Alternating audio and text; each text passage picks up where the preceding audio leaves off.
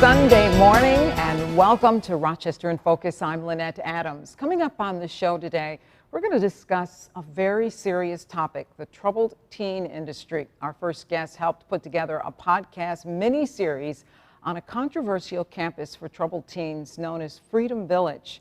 You'll hear how this Irondequoit native began looking into what is referred to as the troubled teen industry. And stick around for our second guest. She will have everything you need to know if you plan to attend next weekend's Cornhill Arts Festival.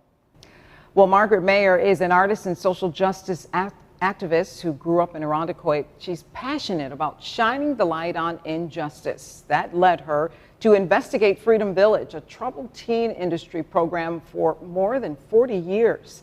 It was in operation in a small community on the banks of Seneca Lake. She was part of a collaborative that created a podcast mini-series about this program through the voices of survivors. Margaret, welcome to the program. Thank you for having me.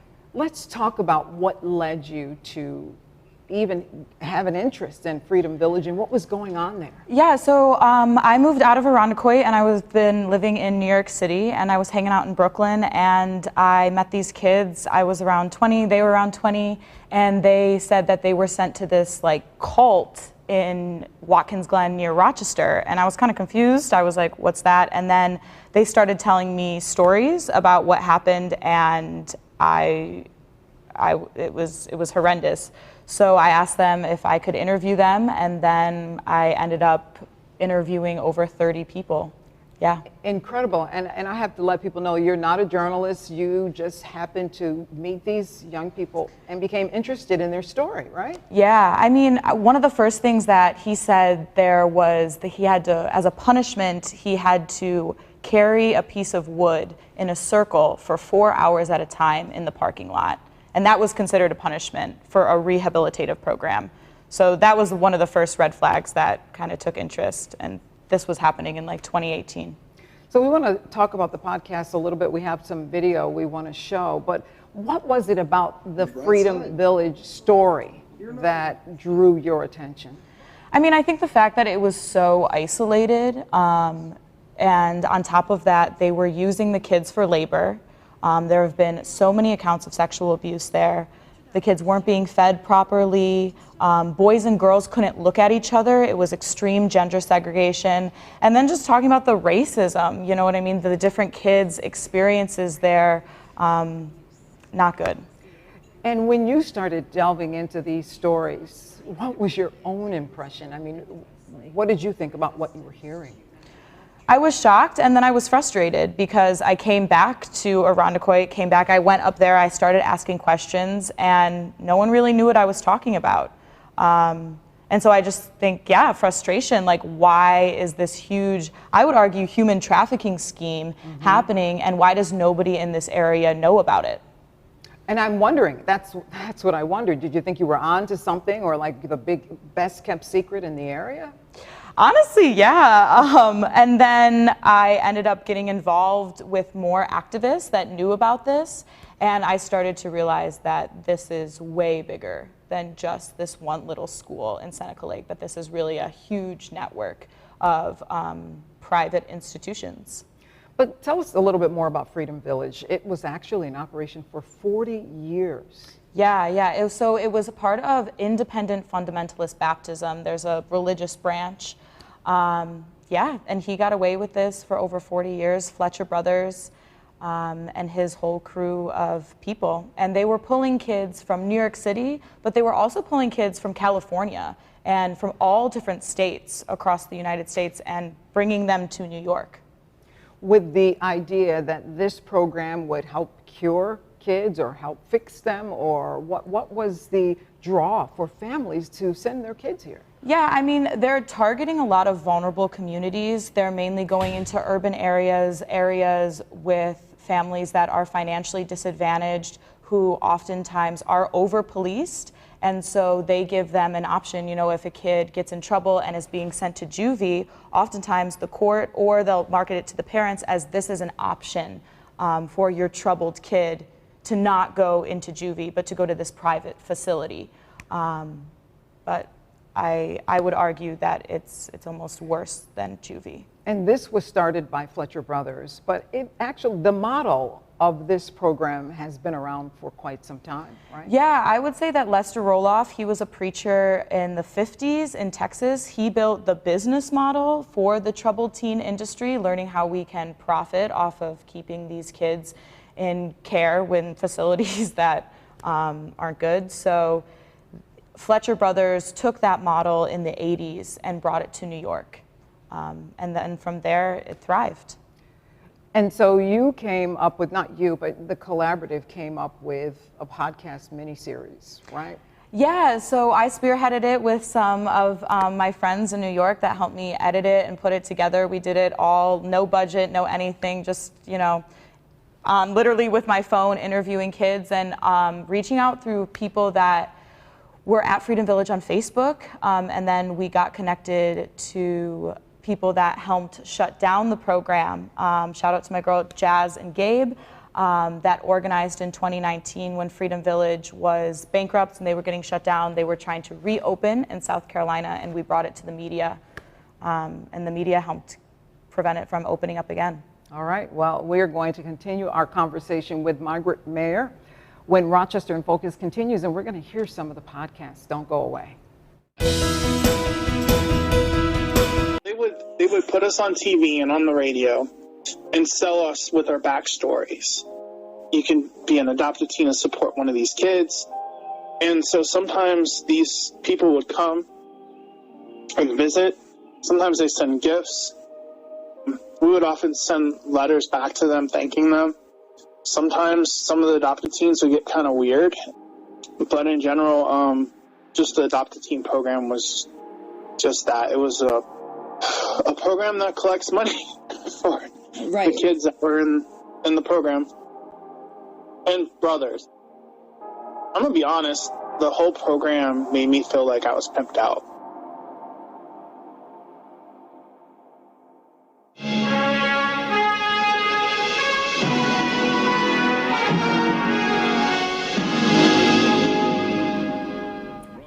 And we were listening to just a small part of a podcast that Margaret Mayer put together with a collaborative that created this podcast mini-series about Freedom Village, a now defunct troubled teen program near Seneca Lake that you just heard about. This story in particular, I know, represents probably a lot of stories, this young man in particular, but talk about this fundraising they did using the teens. Yeah, I mean, they were pretty much selling these kids stories for money. He had his own radio program, he had his own TV program, and I mean, these kids were essentially locked up there. They couldn't leave, and he was asking them to come up, share their testimonies, and then he would blast it to demographics all over the U.S. to raise funds. There have been allegations of sexual abuse. Yeah, there are physical abuse. Talk about that. Yeah, there's currently 4 sexual abuse cases that are open right now in New York State regarding this. And something that I find interesting is that it isn't just from one decade. These abuses are from the 80s, from the 90s, from the early 2000s. So that just shows me that it's a culture of abuse, right? It's not just one bad staff. They're really creating an environment where people can get away with stuff. And how were they supposedly going to reform these teens? I mean, I guess through, hauling wood, convincing them that if they are obedient, if they follow the law of God. They used a lot of religious rhetoric, and that was part of the problem, is that there was no outside education. It was one way. And there were abuses like people would be chained to drain pipes and that sort of thing? That was from in the earlier, and with Lester Roloff in the 50s. There thankfully has been, some regulation to prevent those type of extreme things from happening, but there is no national database regarding the troubled teen industry, which is a problem because there's no way to track these schools or what's happening in them. So it's really just people telling their stories, activists and legislators that start to care about this, that bring attention to this. So honestly, I don't know the full extent of what's still happening in the schools. But the troubled teen industry is huge. I mean, people are making money on supposedly helping teens.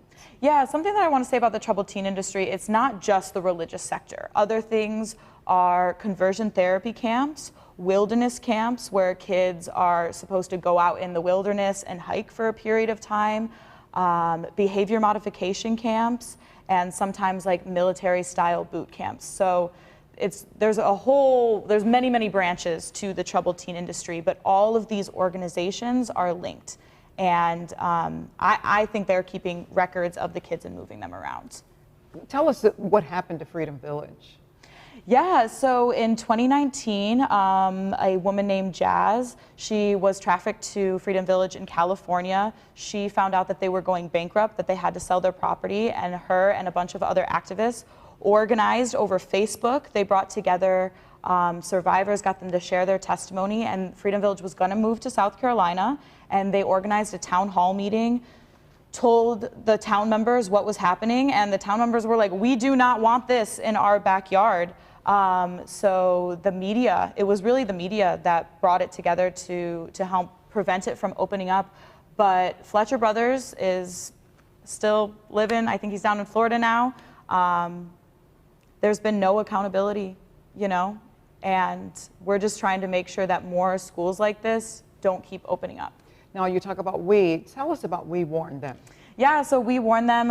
Jazz and a couple of us launched it in 2021.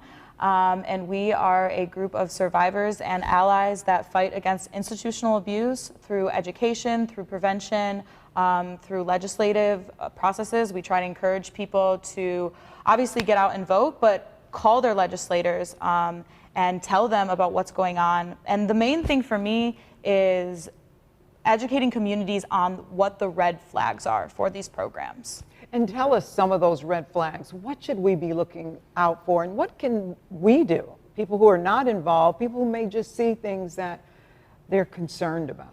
Yeah, I mean, I think I would just asking basic questions. If you know somebody that has a, quote, troubled teen and their parent wants to send them away, look into these programs. Are they in isolated areas? Can the kid have communication to their parents? That was not a thing at Freedom Village. Are there licensed mental health counselors? Most of the program staff were ex-program kids.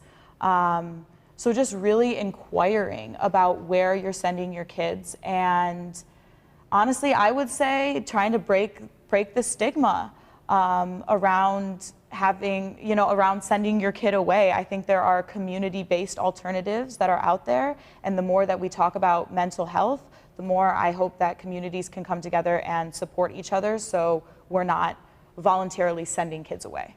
And I know that We Warn Them is trying to become a 501c, trying to become an agency, and people can go to your website and listen to these podcasts and also learn more about the troubled teen industry, right?